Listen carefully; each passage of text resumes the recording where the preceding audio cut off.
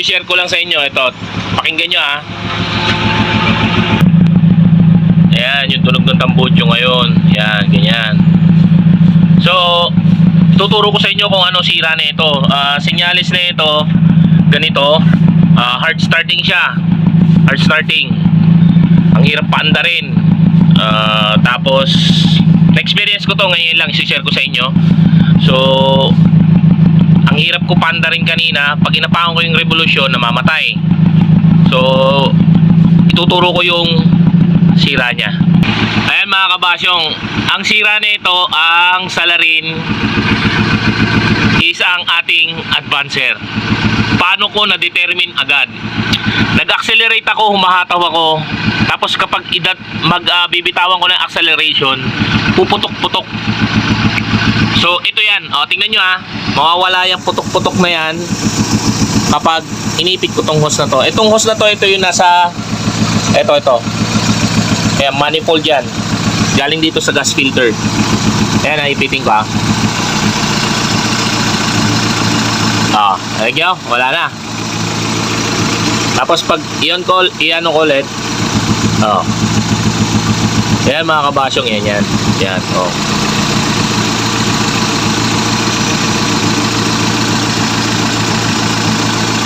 So kala mo spark plug, may patay ka na ano. Pag ganun na experience mo, hard starting, tapos kapag napaandar mo na siya, no? Ngayon, acceleration mo, puputok-putok siya. Kapag ganun ang sintomas, timing. Mga kabasyong. Timing yun. Ito na yan, no?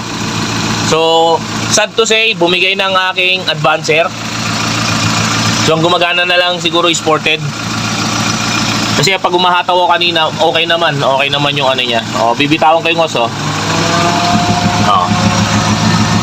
Yan na. Mga kabasyong, yung sinishare ko sa inyo para may idea kayo with regards sa ganitong situation. Grabe, puputok-putok na ganyan. Tapos, yan. Para makasigurado kayo, pwede nyong sipsipin pero ingat-ingat sa pagsipsip, baka may gasolina sa loob. So ang gagawin ko muna, i-condemn ko muna yon. Condemn ko muna siya. Tapos bibili na lang ako. So around, yung original na ito is 1,000 plus. Yung advancer na yan. Yan 1,000 plus yan. Yung mga replacement is around 600, 500. Kasi last na bili ko 500, tas nung huling nagtanong ako 700 na daw eh. Pero syempre meron pa yung mga ano dyan na hindi naman ganun kataasan sumingil ng presyo ng advancer. 500, 600 yan. 550. So ayan ayan inipit ko mga kabasyo, kitang-kita nyo hard starting yan. Ang hirap ko pinaandar kanina. Kalo kanina spark plug, nagpalit na ako agad ng spark plug. May reserva kasi kung 4 dyan. Still the same. Ayan ang hirap pandarin. Ang hirap pandarin ng sasakyan kapag meron kang vacuum leak. Ayan yung sinasabi ko sa inyo mga kabasyong. Hard starting sa umaga pag may vacuum leak. Tapos kapag tutulungan mo na acceleration, mamamatay. Ayan isa yan sa sintomas ng sirang advancer.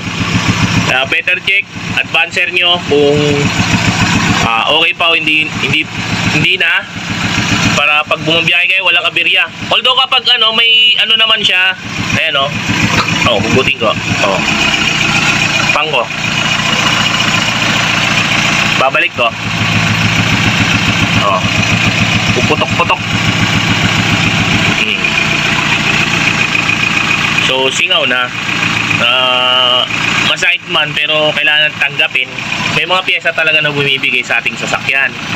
Kaya dapat alamin natin kada piyesa kung ano yung sintomas. Ngayon, ako ang una kong na-diagnose kanina nung nag-hard starting is spark plug. Pero nung pinalitan ko spark plug, hindi. So sabi ko, ganun pa rin. May diferensya to siguro with regards to vacuum line. Lalo na prove ko na advancer yung sira kasi nung nag-start na ako, umarangkada, pumuputok-putok.